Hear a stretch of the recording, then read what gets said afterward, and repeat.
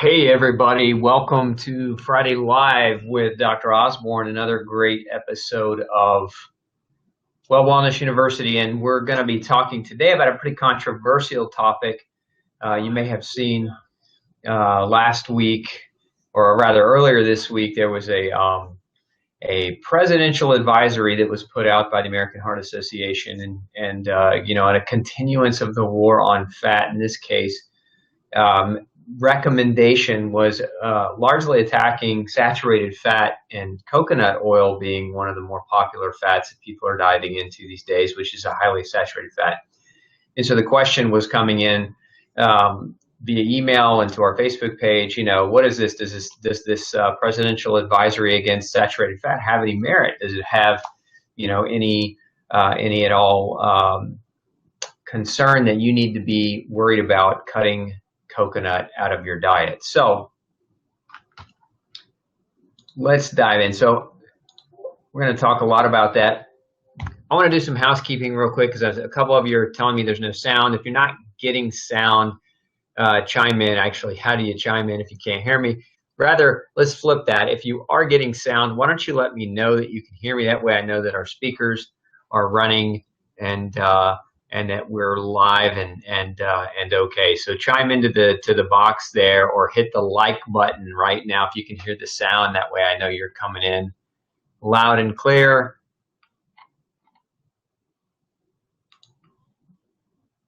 Okay, looks like a lot of you are getting the sound. So if you're not, I don't know what to say because you probably can't hear me. But refreshing your screen is always a common practice that can help that out. So let's dive in. What is the fear with coconut fat, right? Is it bad for your heart? This is the big question that has come in this week. So let's talk about what the hype is about. So the American Heart Association, as I said before, they issued a presidential advisory, meaning a great warning.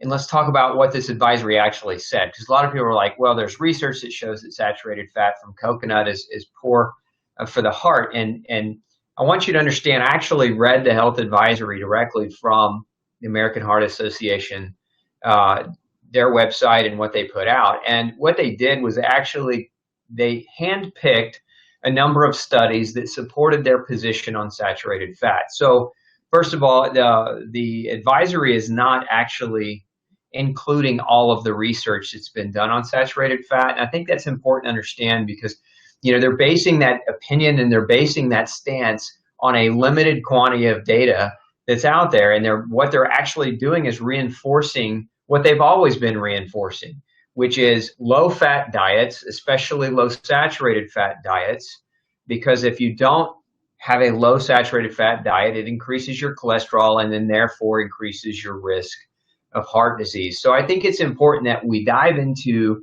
where all this is actually coming from in the first place. Like, I have a stance that cholesterol has a lot less to do with heart disease than maybe what you've heard before. Cholesterol in and of itself, if we go back in history before statin drugs and we talk about where a lot of the research on low-fat, no-fat diets came from, there was a gentleman by the name of Ansel Keys. He was a nutrition guy, and he published a study, and I believe it was in the 50s.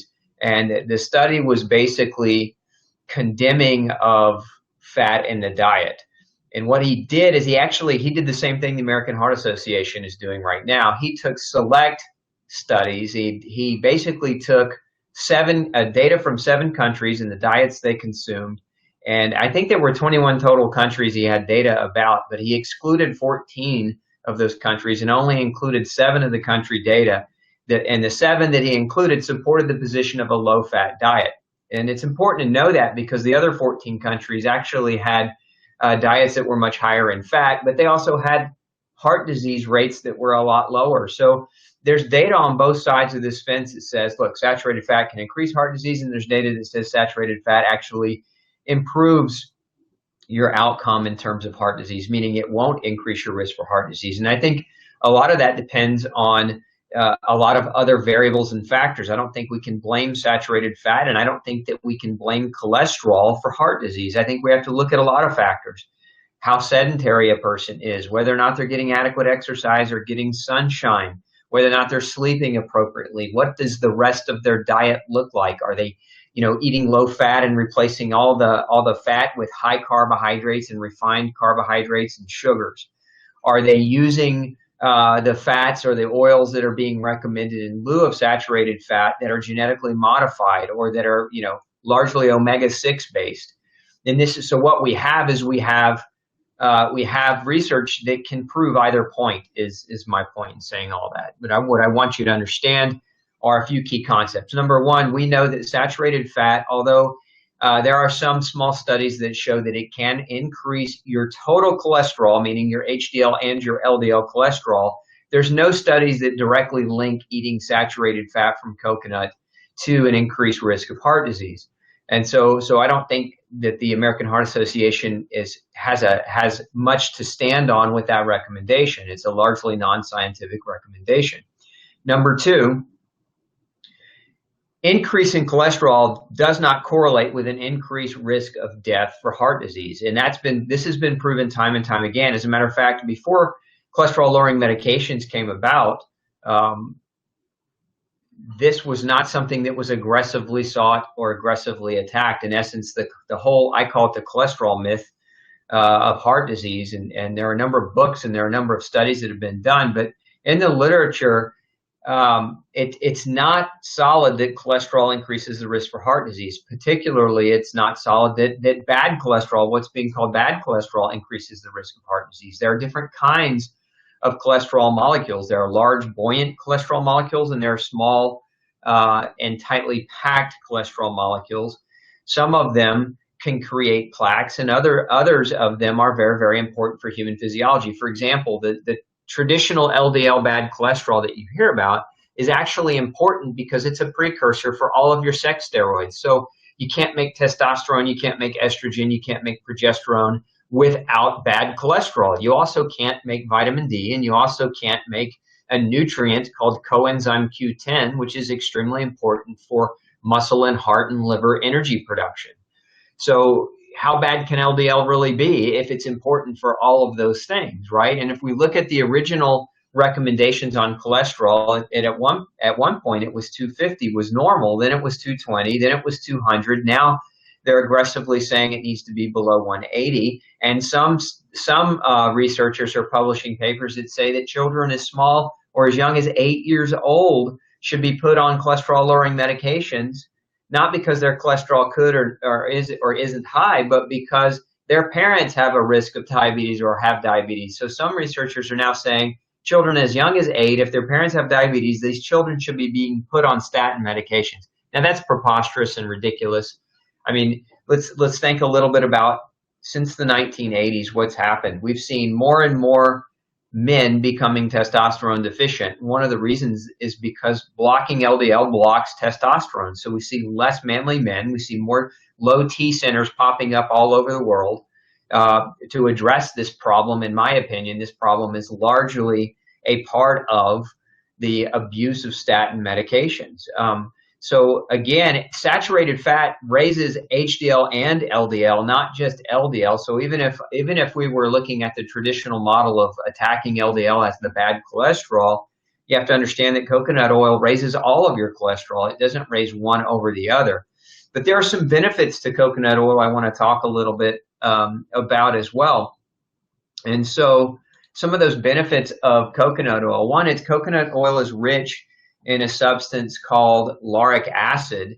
And lauric acid is a precursor to another substance called monolaurin. Now, this has antiviral, antifungal, antibacterial properties. So eating coconut can actually be very, very effective to help protect or increase or rather decrease your risk of developing infection. This is just one of the benefits of coconut and coconut oil. One of the other benefits is that coconut is rich in a type of fat called medium-chain triglycerides, and medium-chain triglycerides are a great source of energy for your brain. They're a great source of energy for your muscles. They're easy for your liver to deal with and break down.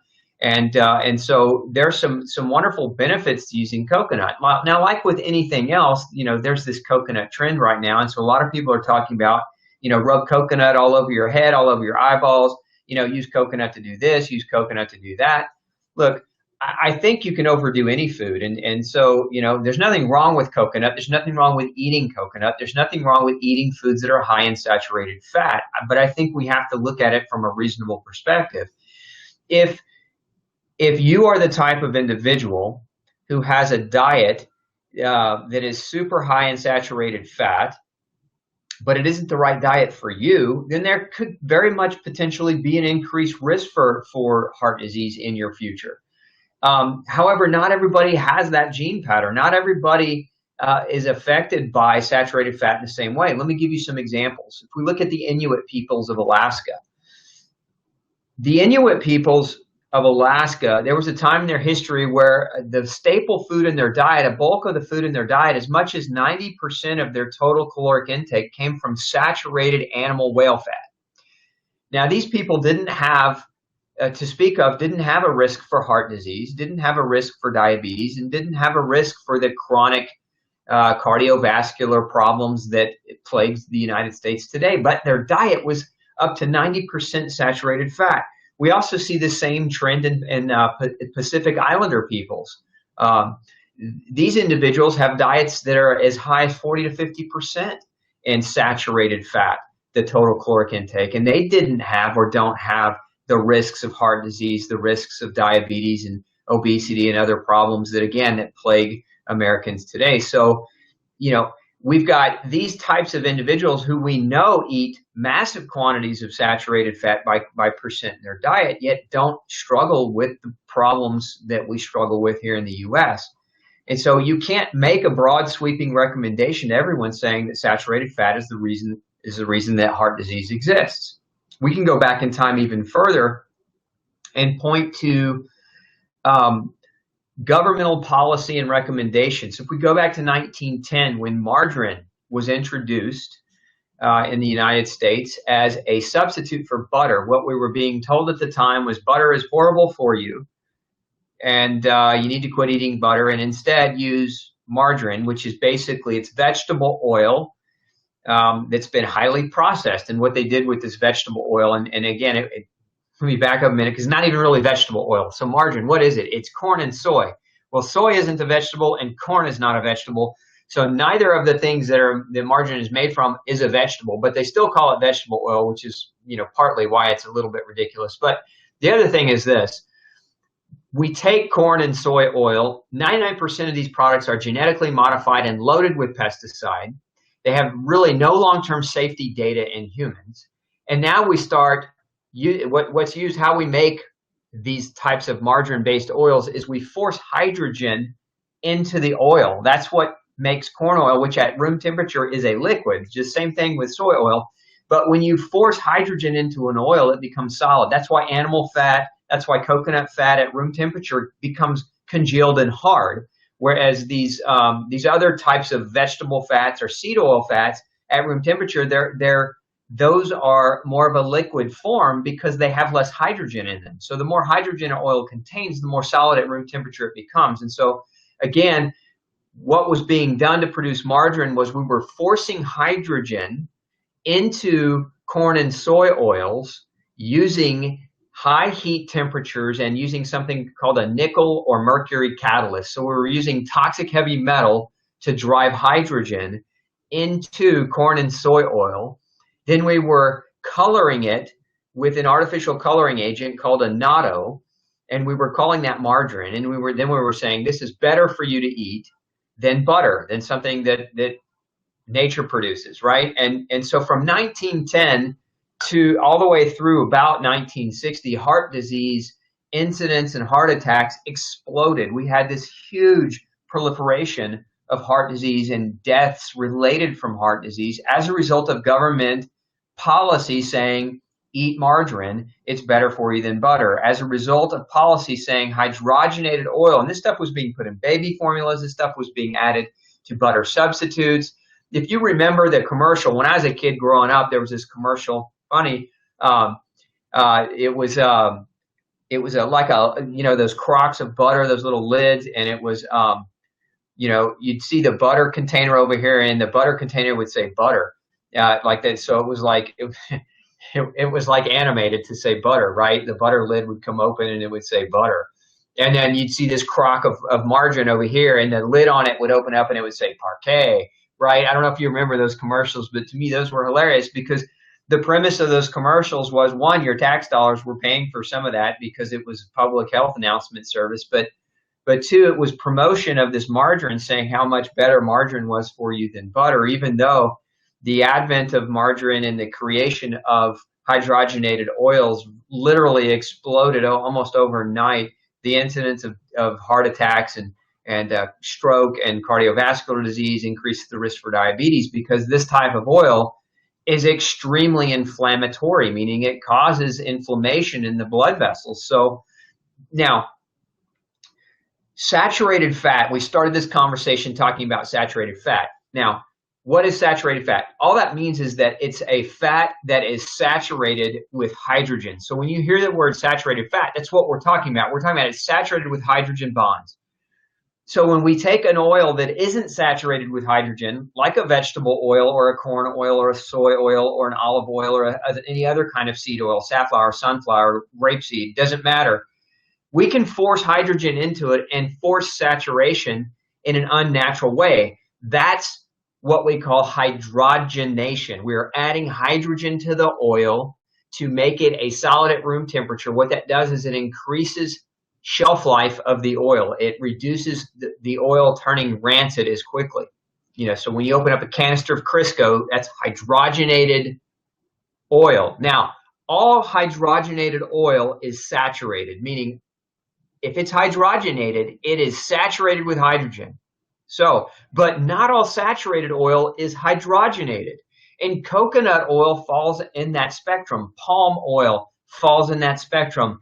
Animal fats fall in that spectrum. So animal fats, palm oil, coconut oil all contain saturated fat, but they're natural saturated fats that are not forced they have not been forced to contain hydrogen. They have it naturally. Those types of naturally saturated fats are actually very good in your diet. You want them in your diet. They do a lot of things for you. They increase cell membrane stability.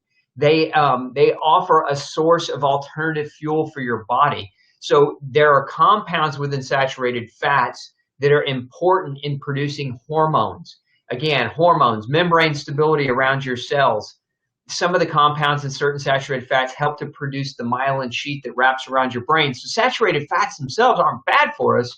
Hydrogenated saturated fats are bad for us. And so there's the distinction. So when you're looking at a food label, flip the label over, look for the term hydrogenated or partially hydrogenated. If you see that, that means they probably took some form of seed or legume oil, like a corn or a soy, and forced hydrogen into it with a nickel or mercury catalyst, making it extremely unhealthy for you. So look, where do we find these things? You find it in like Crisco or baker's grease. You find that saturated hydrogenated fats like this as a food additive in processed packaged foods.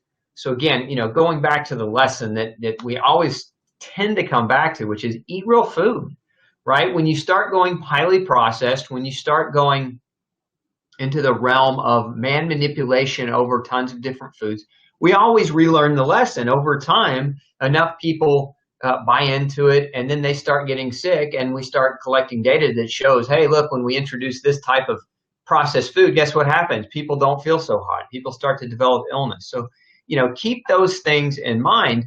When you're thinking about, is this healthy for me or is this not healthy for me? Eating real food is always your best option. I want to talk a little bit about some facts about fat that I want you to understand, because it's one of the big questions that come in too. So, okay, if saturated fat's not bad for us, but hydrogenated fat, which is a form of saturated fat, is horrible for us, then how can we say that oils like coconut oil are bad for us? We can't, right? We can't say that. There's no evidence and there's no science that proves it. And that's the whole point of this conversation today, is that, look, the American Heart Association puts out a lot of stuff. They've been putting out low-fat, no-fat diets for years. And what's happened to our incidence of heart disease? as a result of the policy, of the current policy that's in place, which has been in place for 50 years. Low-fat, no-fat diets have done nothing but increase the incidence of heart disease over the last 50 years. So do we listen to a policy that's already broken and just keep listening to it, or do we change the policy, or do we change what we feel about the policy, or not feel, but think or know about the policy to be wrong, and apply that in a common sense fashion? And of course, you want to apply it in a common sense fashion. So I want to talk a little bit about fat itself. What kind of fats can we eat? What kind of fats are healthy? Because the questions are starting to come in, and as we answer a number of these questions, I'm gonna preemptively try to answer as many as I can. So number one, what kind of fats should we eat? Well, one, we should eat saturated fats. Should we eat 90% of our diet? Should it be saturated fat? Well, if you're an Alaskan Inuit, yeah, there's a possibility that may be the right diet for you. But if you're a traditional, American coming from mixed genetic background, probably it's not going to be the best diet for you to follow. But that doesn't mean you shy away from it altogether. Diet is a very unique thing, and it's based on the individual. My best advice for you is to pay attention to how you feel when you eat certain foods. That's certainly listening to your body, and listening to the feedback from your body is an intelligent thing to do. But when we're eating fat, we want to think about a couple different things. There are a number of different kinds of fats. There's saturated fat, there's unsaturated fat, there's polyunsaturated fat, there's monounsaturated fat. We hear about omega-6, we hear about omega-3, we hear about medium chain triglycerides. So what does all that really mean? Without having a biochemistry degree, what does all that mean? Well, there's a couple of different kinds of things. If you kind of play by these rules, you'll do well. Number one is don't shy away from natural saturated fats in your diet, but don't necessarily eat them as 90% of your caloric intake. My advice is, if you're looking at your macronutrients, your carbs, your fats, and proteins, always start from the premise of the rule of thirds: a third carb, a third fat, and a third protein. As all things have always been, there's always been a balance in nature when we look. And so we always start from the premise of good balance before we dive into excesses. And look at the excesses of the last 30 to 40 years with the high carbohydrate diet, right? We ramped up carbohydrates, and look what happened. It created an imbalance, and a lot of people have developed diabetes. A lot of people develop Alzheimer's disease, dementia, inflammatory cardiovascular diseases, cancers, are all fed by excessive carbohydrates. And now we're seeing this popularity of the ketogenic diet coming along, which is, its promotion. The promotion of the ketogenic diet is very low carb, high fat, high protein. And of course, there are different modifications of a ketogenic diet. So my fear is, it's not that ketogenic diets can't be helpful. I see ketogenic diets that are very, very helpful in patients if that patient has suffered from carbohydrate poisoning. So let's talk about that. What is carbohydrate poisoning? It's when a person has followed the standard of diet advice that the government puts out as a policy today, which is 60+% carbohydrates. Generally, it's a 60-30-10 split. 60 carbs, 30 protein, 10% fat. So that's what the government recommends, and that's what's led to all the diseases, all the chronic. Now, I'm going to say that's not the only thing, but that's one of the big factors that has increased a number of the chronic degenerative diseases that we're facing today, that we're challenged with. And it's an imbalance.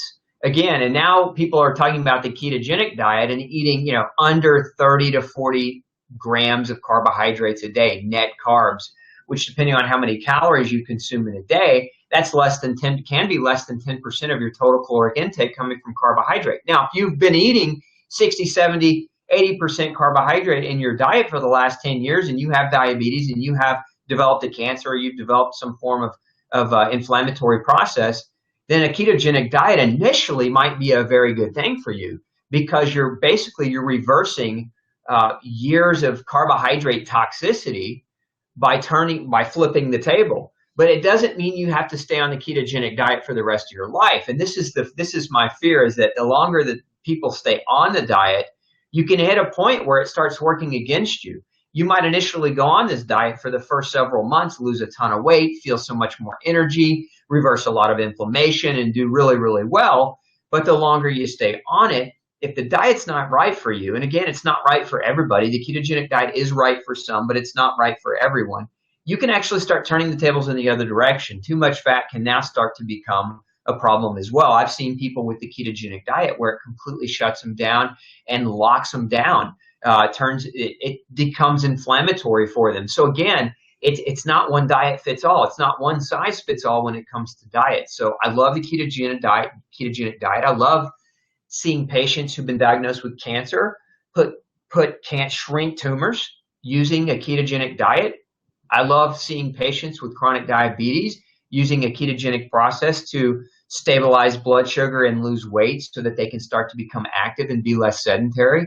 But again, at what point do you stop what some would consider to be an extreme diet and go back to a well-rounded diet? Well, the most well-rounded diet, in my opinion, and I'm generalizing just like everyone else, but this is based on my 16 years of what I've seen in my clinic with patients, is that one of the best places to start if you're looking for balance is the rule of thirds: carbohydrates, fats, proteins, 33% coming from each one, and then you can adjust those percentages based on how you feel, based on how you do, based on what you're doing. And here's what I mean by that.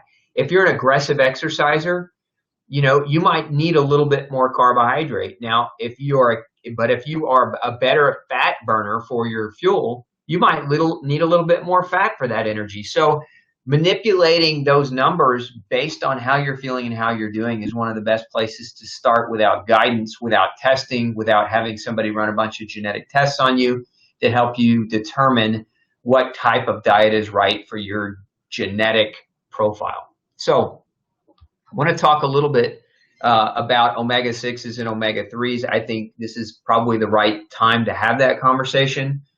One of the biggest problems in chronic inflammation is an imbalance between omega-6 and omega-3 fatty acids. Now, both of these types of fats are healthy. Both of these types of fats are good for you. I don't want to get into the whole thing about demonizing omega-6. We've already seen that. We demonize cholesterol for the last 30, 40 years with statin drugs, and that hasn't gotten us anywhere. It hasn't led to a better resolution in the reduction of heart disease. It's led to an increased risk of heart disease. So we don't want to get into the role of demonizing things. That includes omega-6. We need omega-6 fatty acids, but we also need omega-3. The issue isn't is one good or is one bad. The issue is, are you over consuming one over the other? You can get into trouble. So some people have diets. I mean, I regularly measure these values in my patients, their omega-6 to omega-3 fatty acid ratio. Some people are eating 10 to 1, 10 omega-6 to 1 omega-3 in their diet. That's a very inflammatory ratio. It's going to contribute to a number of different conditions that are inflammatory in nature: heart disease, stroke, diabetes, high blood pressure. It's going to contribute in some cases to weight gain and to adrenal output of steroids to try to calm the inflammation, which leads to water weight and leads to water retention and puffiness and pressure on the heart. Again, it can become a big cycle. So we really look to see a better ratio of omega-6 to omega-3 fatty acids. And what does that really look like? Well, if we want to have an ideal, my recommendation is, if you're looking to understand what you need from an omega-6 versus an omega-3, let's talk about omega-6 fats. They're a lot easier to get in today's modern diet. Where do they come from? They come from nuts, they come from seeds, they come from grains, they come from animals that are predominantly fed grains. So like, how you hear about how chicken meat is so healthy for you because it's the white meat, wherever that came from, but that's what we see on TV. Pork is the other white meat, and chicken is better for us because it's not red meat, because red meat has been demonized, even though it should never have been demonized. Why did we demonize red meat in the first place? Because we injected our cows with hormones, we fed them like garbage, and we didn't let them exercise. So the red meat did cause more disease, but not because red meat's bad for us. It's because we ate sick animals. And when you eat sick animals, you don't do well yourself. So the fat constituency of a grass-fed, exercised cow who lives a relatively long pastured life has a much higher omega-3 fatty acid ratio, and it's much more balanced. And this is the kind of thing that we want. We don't want to not eat red meat. We just want to eat the kind of red meat that's been fed appropriately and been taken care of appropriately. So think of it as almost like an animal rights thing. When the animals are being abused, their health is going to be poor. And if you eat that animal, especially when it's being fed hormones and being fed genetically modified grains as its main staple, the fat of that animal is going to be much higher in omega-6, and it's going to throw your 3-6 ratio out of balance. So if we're looking for how to get omega-3 in the diet besides fish, right? Now, some people will say flax is high in omega-3. It is, but it's high in a type of omega-3 that some people don't process very well. So it's not the best move for everyone, but flax and chia have omega-3. Fish has omega-3. Beef has omega-3. Lamb can have omega-3. Even your chicken can have omega-3, provided it's free-range organic and not being overloaded with grain in its diet. So those are some great natural sources or ways that you want to try to achieve a greater omega-3 balance in your diet and in your lifestyle. And if you're eating heavy grain, if you're eating heavy nut, if you're eating heavy seed, if you're eating animals that aren't properly cared for or properly fed, or that are being predominantly fed grain, your omega-6 ratio is going to be very high, and that ratio being that high is going to increase your inflammatory cascade. Remember, omega-6 isn't bad, but when there's a balance or an imbalance between 6 and 3, let me give you an analogy. Every cell in your body lives and dies. Okay, your cells will replicate in your lifetime trillions of times. Think about your gut. Your gut cells replicate and replicate themselves, and you have brand new gut cells every 2 days. Your red blood cells are brand new every 3 to 4 months. Your white blood cells are brand new every 6 months. Your skin cells are brand new every month. Your bone tissue is completely remodeled and replaced every 7 years. So every tissue in your body has a turnover time, and those cells are going to die, but they're going to replace themselves with daughter cells. And so we've got cell replication and turnover to take for your body to do that. Part of why your body does that is because cells get old, and when they get old, they lose their functionality, and you start to break down. So your body has this natural intelligence that says that area needs to be replaced. It needs to be remodeled or repaired and regenerated. So your body will use inflammation to go in, almost like the way a construction crew might use a bulldozer to go rip down an old house so that you can build a new house. Your body will use omega-6 driven inflammation to go tear down old cells so that then it can come in and rebuild those old cells with new cells. So it's a very normal process, the process of inflammation, but it's when it's out of control, when we have aggressive inflammation, that it becomes a major issue. So when you have an aggressive level of omega-6 to omega-3 fats, it's like instead of using a bulldozer to create the inflammation so that you can repair the damaged tissue, it's like using a nuclear bomb instead. And it's overkill, right? It's going rabbit hunting with a cannon instead of with a .22 pistol. You don't need a cannon to kill a rabbit.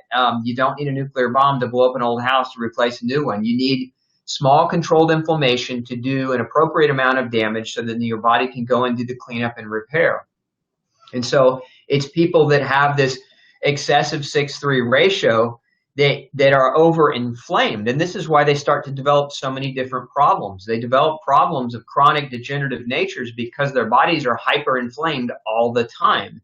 And for their body to try to, once their body is hyper-inflamed, it's going to naturally respond by trying to put the fire out. And the body does that by producing cortisol. Cortisol is a steroid hormone made by your adrenal glands that is anti-inflammatory in nature. So when your omega-6-3 ratio is too high, your body responds by overproducing cortisol, which over time wears your adrenal glands out. But too much cortisol initially causes water retention, weight gain. It's a catabolic hormone, so it causes muscle loss. So it slows down your metabolism, and it increases your ability to gain weight with ease. This is why so many people are struggling with their weight, because they're hyperinflamed, because their diets and the ratios of their fats are contributing to that state of hyperinflammation. And next week, I'm going to be talking about adrenal burnout, adrenal failure, and adrenal fatigue. So if you've got questions about that, I know I just talked a little bit about that. Hold on to those questions for next week because we're going to dive into them. So we want an omega-6-3 ratio that is that's closer to equal or closer to even, but at least 4.5. In essence, if we take our omega-6s and our omega-3s and we divide our omega-3s into our omega-6s, it should be at least a 3 to 4.5 ratio. It shouldn't be anything higher than that. Many people are 10, 20 times in their ratio, and that's where they really, really run into trouble with heart disease, not from saturated fat so much, but from omega-6 aggressive omega-6 fat and also aggressive hydrogenated fat, which is a type of saturated fat made by man. So again, if you're looking at what kind of fats do we really want to avoid, we want to avoid too much omega-6 in the diet by avoiding aggressive quantities of grain. Now, if you're gluten sensitive or if you have a gluten sensitivity issue, it's a completely different matter. Eat no grain at all. But if you're not and you're just saying, okay, where can I balance my diet? You don't want to eat seeds, grains, or foods, meat foods that are fed grains as their staple in high quantities, because that's going to land you in a heap of trouble with your omega-6 fatty acid ratio being too high.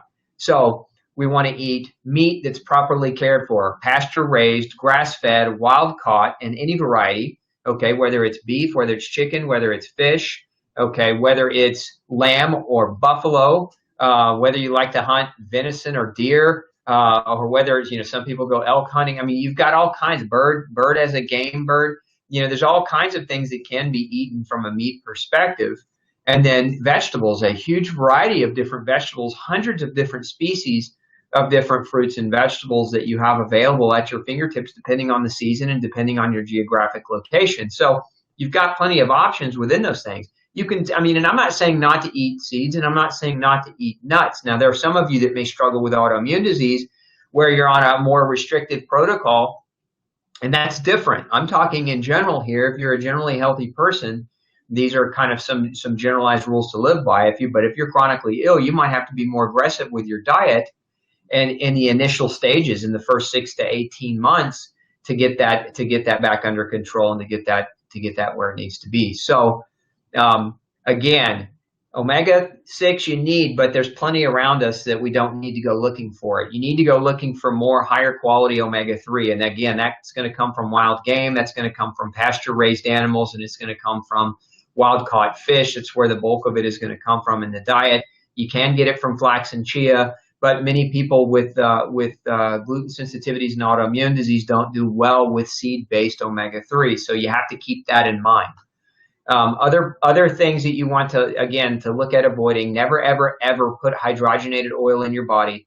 So you're looking for that terminology, hydrogenated or partially hydrogenated fat, on the food label. So kind of, again, a quick breakdown in fat and what you should know. And again, I don't want anybody panicking about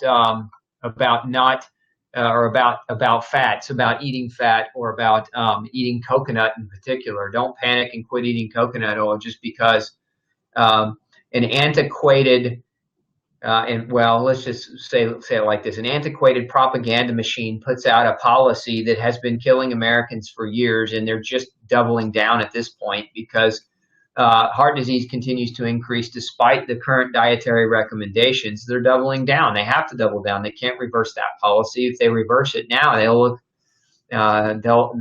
look pretty bad if they do that. So, and that's the way I see it anyway. I see it as if they're doubling down and just trying to continue to prosper the message that saturated fat is bad and that all fat is bad and that you should take your statin like a good little boy or girl.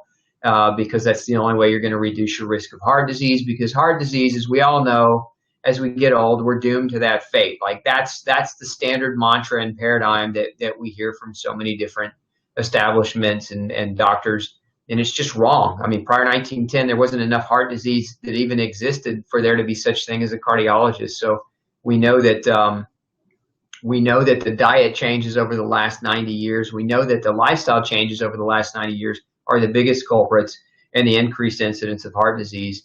And none of that has anything to do with coconut. So again, don't throw the coconut out with the bathwater. Questions coming in about ketogenic diets. Look, the diet is right for a lot of people. As I said before, ketogenesis can be a very, very good diet to follow, although I think some people are taking it a little bit overboard, especially people that are eating ketones. To me, look, eat real food. Quit trying to find your answer in a processed bottle of something or another. Eat real food and balance your food through the seasons. Seasonal availability is one of the best ways to balance your diet.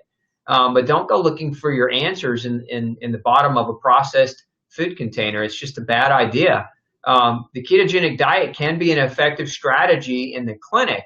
So if you're working with patients, or you're working with people who are trying to naturally support their body's ability to beat cancer and heart disease and diabetes, or Alzheimer's disease, or neurodegenerative diseases, the ketogenic diet can be one of the most effective tools to use for those types of situations. Now, that doesn't mean the ketogenic diet is followed for the rest of a person's life. Again, what I said before is it's used as a therapeutic approach to reverse a lot of damage that was done due to carbohydrate poisoning for years, but we don't want to flip it and go the other way. So ketogenic diet can be very, very helpful, but not necessarily the right move forever. Especially, we don't want to generalize and say it's the right diet for everyone. It is the right diet for a lot of people, but it is not the right diet for everyone. So, judge your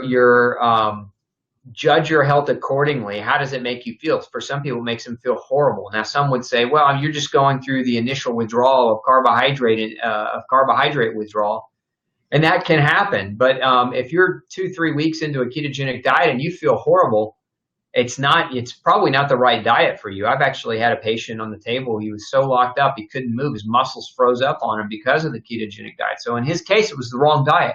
So again, it's not the right diet for everyone, but it can be a really, really great diet, based on who you are and what's right for you. So I know I'm generalizing a lot today, but I've got to generalize when I'm talking to a big audience. I can't, without assessing each one of you individually, it's really hard for me to say, yeah, the ketogenic diet right for you. It's right for you, but it's not right for you. There's different kinds of tests that can be done that can help us to determine that. Let's answer some questions here. Kathy is asking, what about fat and cholesterol from eggs? Should we limit eggs? So, great question. The answer is yes and no. Should you limit eggs from a cholesterol perspective? No. I mean, limiting eggs is not. Understand that cholesterol, most of the cholesterol that your body's going to produce is under the strict control of the liver. And your diet has very little to do with directly how much cholesterol you're going to have when you measure cholesterol in your bloodstream.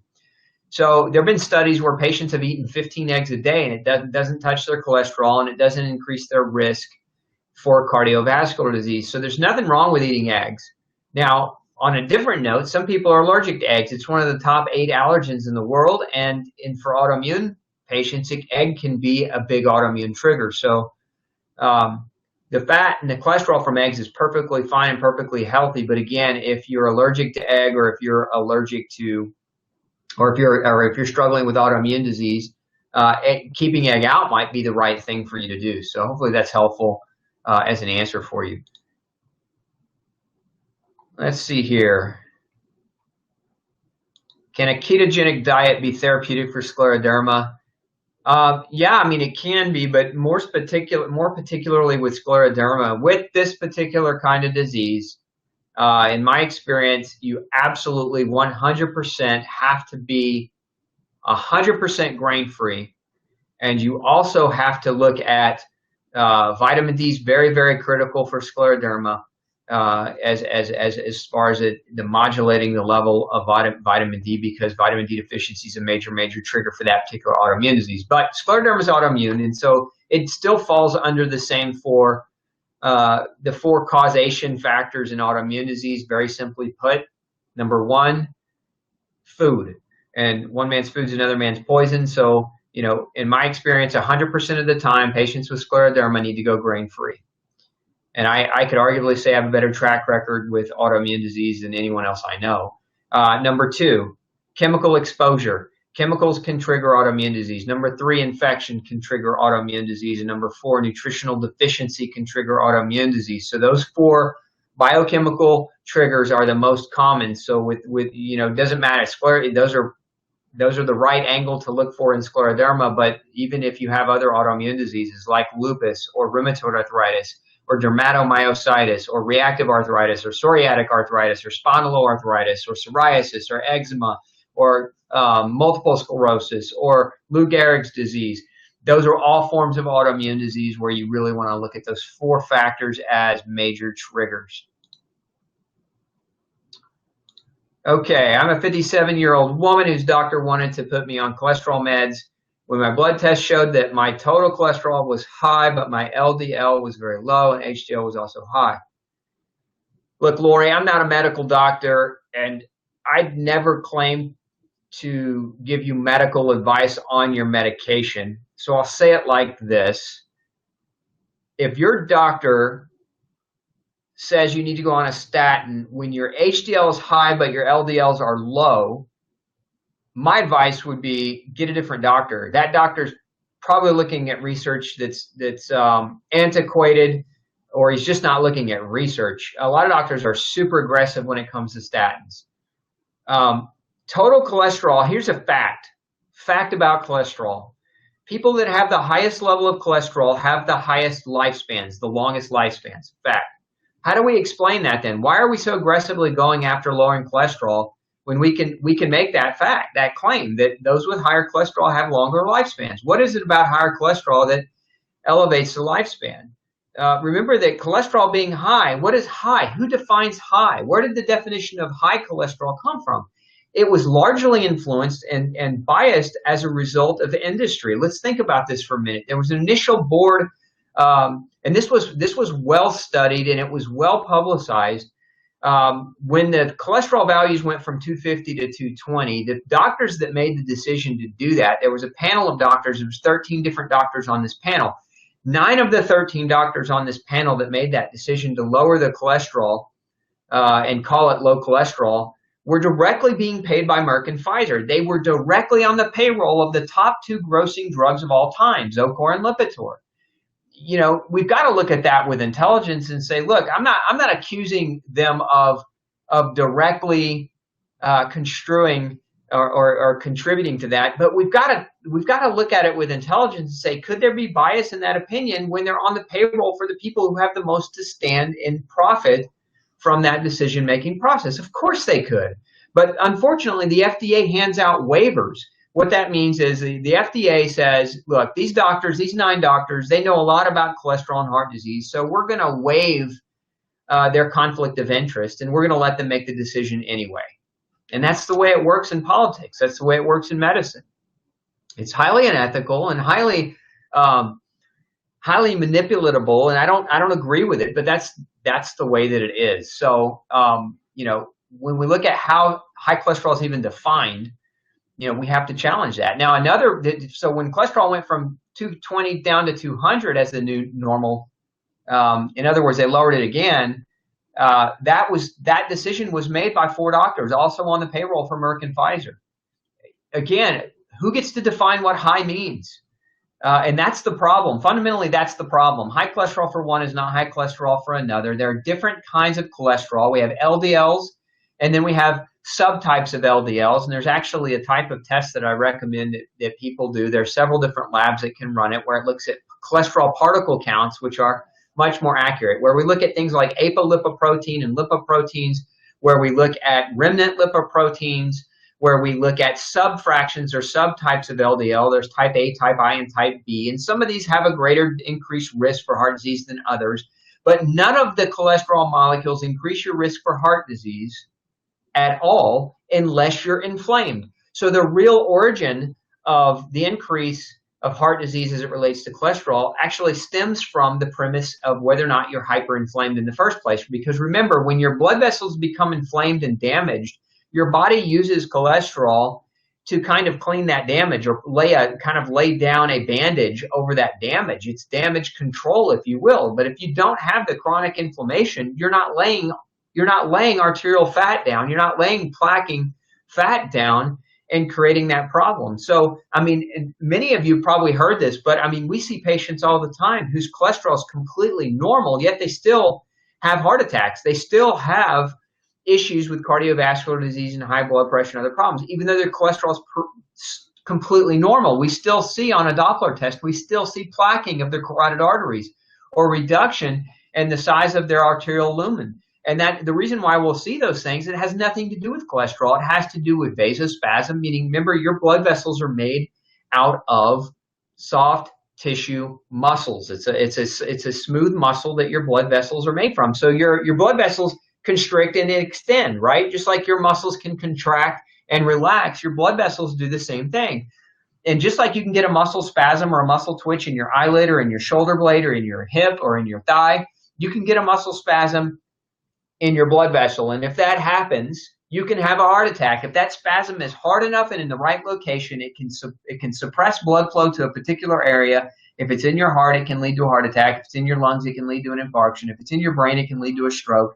And it has nothing to do with cholesterol, but everything to do with vascular dynamics or hemodynamics, the spasm in the blood vessel, calcium, magnesium, potassium, all these electrolytes that help with vasodilation, things that help us produce nitric oxide, like eating the right fruits and vegetables. Beets are rich in nitric oxide producing compounds. Getting enough arginine in the diet. Arginine is an amino acid that helps our body produce nitric oxide, which leads to vasodilation of the blood vessels.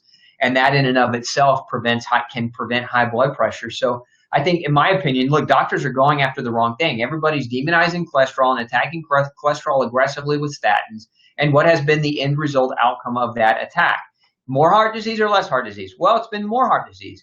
Have we had less deaths overall from heart disease? No, we've got just as many deaths from heart disease. As a matter of fact, the number continues to climb. Heart disease kills 1 million people a year despite the medical interventions. Now, can medical intervention save people's lives? Absolutely, it can. If you get an angiogram or if you extend, the blood vessel, some of those surgeries can save a person's life and prevent them from dying.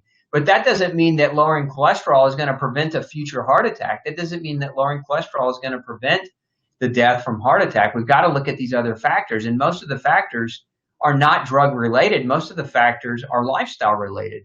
And we know that because there's a very long ongoing study called DASH, the Dietary Approaches to Stop Hypertension Studies.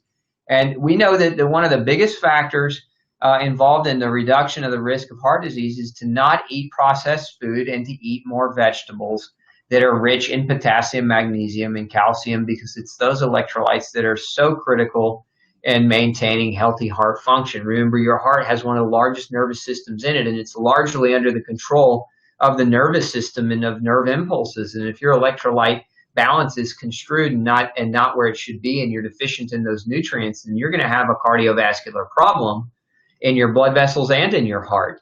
And remember, most of the blood pressure medications and most of the heart medications and diabetic medications, they block potassium, they block calcium, they block magnesium. And this is why those that go in to get treatment from cardiologists that get put on a medication to control their hypertension, they eventually get put on multiple different kinds of medications because the medications quit having an effective nature, because they end up causing nutritional deficiencies that lead to heart disease. I mean, statin's a perfect example. Statin medications cause CoQ10 deficiency, and a CoQ10 deficiency causes high blood pressure and congestive heart failure. So if we're really trying to stop heart disease by blocking cholesterol, but we're creating heart disease in two different ways by hindering CoQ10, have we won the war? No. And that's why you see statins don't really have all that great of an impact or an outcome in reduction of heart disease. There's a book I'd recommend if you're interested. It's called The Cholesterol Myth.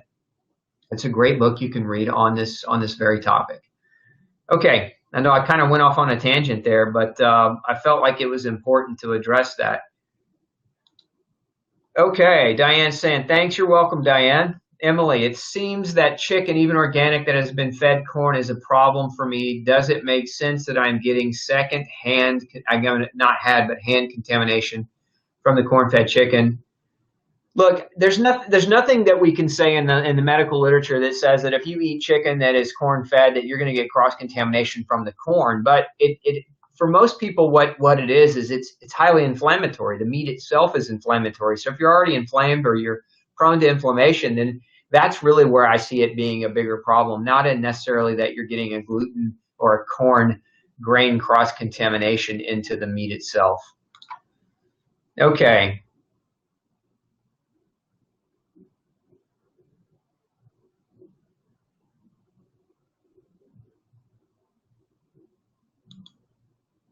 Can a high HDL over 120 be dangerous? Great question. I've not seen it be dangerous. I've never seen anybody, and I've seen cases where people had very, very high HDLs. HDLs themselves, my question would be, if the HDL is that high, I would be looking at the liver as potentially being damaged, because when the liver's damaged, we've got liver damage, we can get elevations in cholesterol. It's one of the reasons why gluten can cause high cholesterol, because one of the side effects of gluten for many people with gluten sensitivity is is that it can damage the liver, and that leads to an elevation in cholesterol in and of itself, good and bad. So that would be something, EJ, that I would recommend you might look into. Brad's asking, I have new food allergies, liver, abdomen distension, high cholesterol, sinus, right sinus, completely full, swollen lymph nodes. Wow, a lot of stuff. And a new rash around my lower abdomen, every very itchy and painful. My doctor keeps looking for asthma, and I keep asking, why aren't we looking at my liver function? I'm very frustrated and in pain and tired. Brad, look, looking for asthma, asthma is the what? It's what the symptom is, right? It's not the why. Why are the bronchioles, which, asthma is bronchial inflammation. So why would they be inflamed? That's the bigger question. Not what do we call it, but why is the inflammation there? If you've got liver abdomen distension, then, you definitely need to look at the liver, and having your doc run an ultrasound and looking to see whether or not you have, fatty liver cirrhosis forming would be a smart step, but it's still not going to tell you why the problem is there. You've got to dive into it deeper. If you haven't already investigated gluten, gluten is one of the major reasons in today's world why we see non-alcoholic fatty liver disease or autoimmune hepatitis, and that might be something that you're struggling with. Now, with this chronic sinusitis that you're having, I'd have your doctor do a nasal culture and look for something called MARCONS. MARCONS is an acronym, stands for multiple antibiotic resistant coagulase negative staph. That's why we use the acronym, because it's so much easier to say, MARCONS. But oftentimes sinus infections you can't treat them with an oral antibiotic. Oral medicines don't work as well. You got to get a spray. You got to get it up into the nose where the infection actually is. But that could create a lot of swollen lymph nodes. That could create rashing. That could create the sore throat.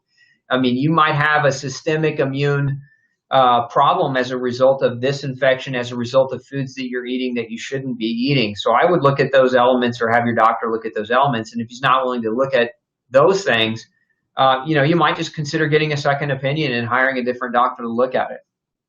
Sorry to hear your troubles, and I hope you find some solid answers. Okay. Are chia seeds approved in the no grain, no pain phases? No, chia seeds are not approved in phase 2.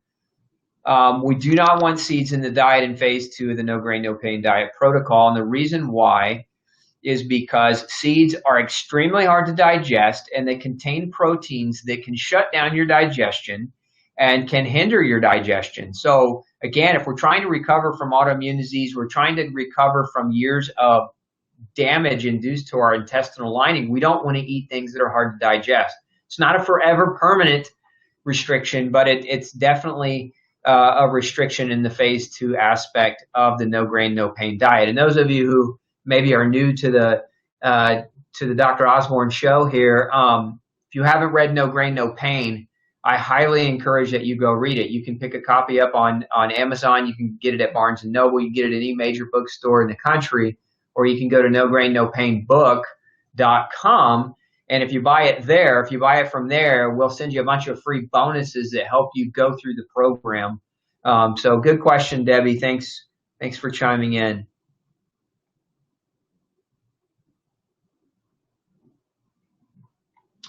Let's see here. Beverly's asking, I mentioned about testing to try to determine diet. So she's asking, what genetic testing and lab do you recommend to determine the best diet? There's a lot I recommend, Beverly. It's not one test. It's not like one magical test.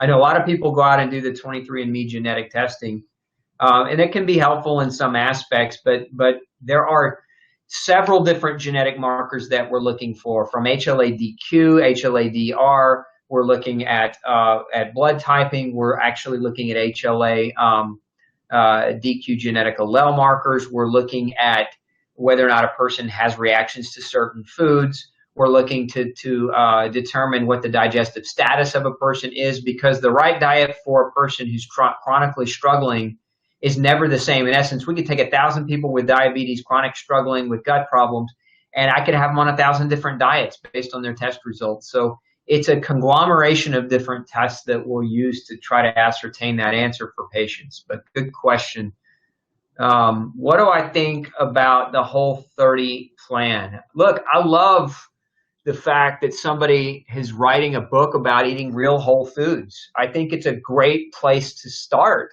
for a lot of people. Just eating real food can, it can be a game changer if your diet is, if you're already dialed in and you're already eating real food and you're still struggling with illness, look, and you're on a Whole30, it may be because you're allergic to some of the things that even whole foods. You can be allergic to whole foods. I've had patients allergic to blueberries and turkey and broccoli and you name it. I've had them allergic to healthy things as well as unhealthy things. So Whole30 plan is a great place to start with just eating real food. But if you're struggling and you're still having health issues, you got to get it more dialed in than just eating whole foods. And if you want to get it dialed in, follow the no grain, no pain protocol. If that doesn't do it, get with a functional medicine doctor. I wrote an entire chapter on functional medicine and the approach of functional medicine in that book. It's chapter 10. And, reading that chapter alone can save you years and years of grief. If I have one piece of advice for any of you listening, if you're struggling with your health and you've tried a lot of different things, quit playing guesswork with your health and get with a professional who knows functional medicine and can really help guide you in a much better way. Okay. Ketogenic diet, and let's see, I feel so good on a ketogenic diet, and so do my patients who are mainly diabetics who manage to have an 80-110 fasting glucose by following paleo keto. Thanks for chiming in, Caro or Caro. My experience is very similar to that. A ketogenic diet for those types of individuals can be extremely helpful. No doubt about it.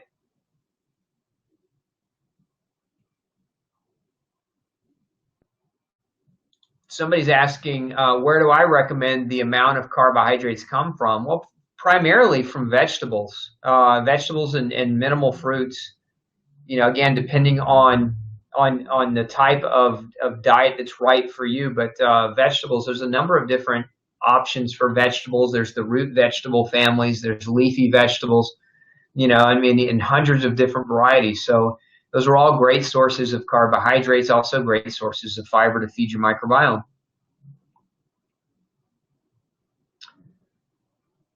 Let's see here. Another question coming in. What about Dave Asprey's brain octane? It's like so those of you who don't know, Dave Asprey is he's the owner of Bulletproof, the company Bulletproof, and they do a brain octane, which is a medium chain triglyceride coconut oil, and they mix it into the coffee instead of using like a dairy creamer or something along those lines. Look, I'm going to say it again. You can do that, but I recommend real food first. It's not that you can't use that. If you're looking to increase your energy source from fat and you want something quick and convenient, that could be a really good agent to use. So one thing I'm not sure of, because I don't use that personally, is whether or not it's organic, and that would be my question, is just finding out whether or not it's organic. Because if MCT, medium chain triglyceride oil, if it's probably coming from coconut, I would imagine. And number two, again, is it organic coconut? Because as coconut becomes more and more in demand in the world, we're going to start taxing the source or the resource of coconut around the world. And so, we just want to make sure we're getting it from an organic source to avoid the potential for pesticides. Okay, what about the blood type diet? With the blood type diet, there's some good stuff in that book. Dr. Peter Diadamo, he wrote some really good stuff. If you haven't read the book, I personally have found some really solid truths in some of the blood typing. I haven't seen it to pan out clinically 100% of the cases, but there's some really great information in that book as well. Which is one of the reasons why we actually do look at people's blood types because there are some patterns that we see that are tried and true, where certain blood types don't do well with certain types of foods or certain types of elements. So that can be a valuable tool as well. Okay, so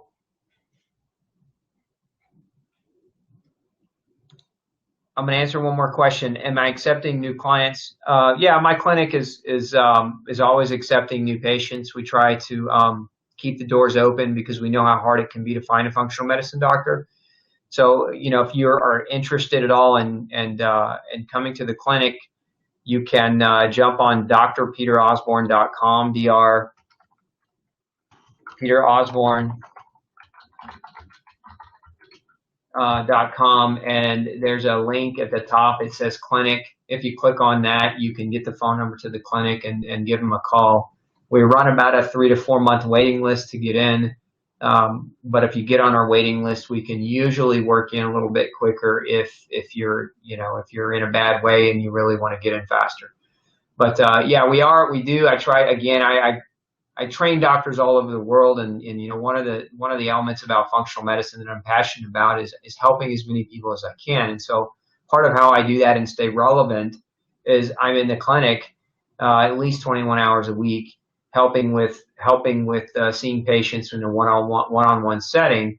And this way, I not only do I have the book knowledge and the education behind me, but I also have the clinical knowledge and the clinical experience to be able to maintain my relevance in the world of functional medicine. Otherwise, we're not in our clinics. We start to lose that experience, and that gap can catch up to a doctor really, really fast within a few years. There's so many changes in technology. There's so many changes in research that in order to do this, you've got to stay abreast of all this type of information, and you really have to have it dialed in. Yeah, we offer Skype appointments. We offer Google Hangout appointments as well. I prefer seeing people in a one-on-one in person first, but I understand too that not everyone can travel. And we treat patients from all over the world. We have patients from the Netherlands and Switzerland and Germany and Italy and Spain and South Africa and Australia and New Zealand, Canada and Peru. I mean, all over the world, literally, we have people either fly in or jump on conference with us.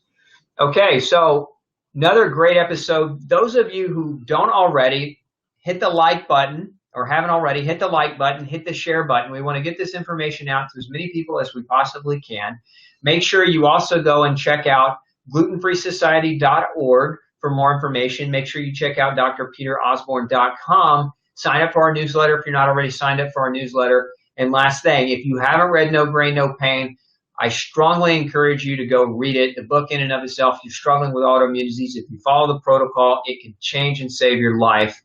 Thanks so much for tuning in with me today. Again, hit like and share, and we will see you next week on another Web Wellness University Dr. Osborne Live adventure. Have a great weekend.